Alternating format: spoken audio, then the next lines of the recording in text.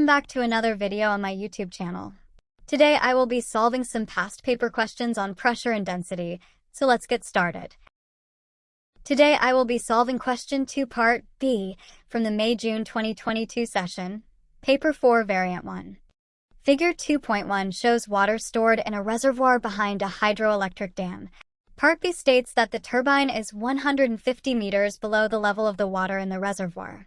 Atmospheric pressure is 1 times 10 to the power of 5 pascals. The density of water is 1,000 kilograms per meters cubed.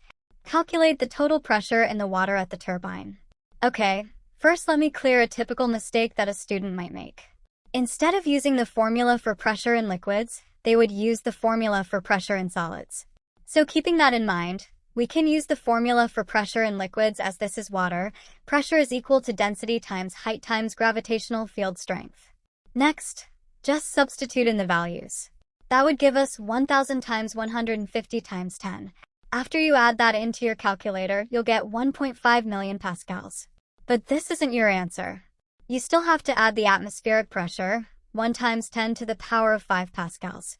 Now, if you add those both together, you'll get the pressure as 1.6 million pascals or 1.6 times 10 to the power of 6 pascals to be your final answer. Part 2 says the turbine has a cross-sectional area of 3.5 meters squared. Calculate the force exerted on the turbine by the water. Okay, to calculate the force applied, we can rearrange the equation. Pressure is equal to force divided by surface area, to force is equal to pressure times surface area.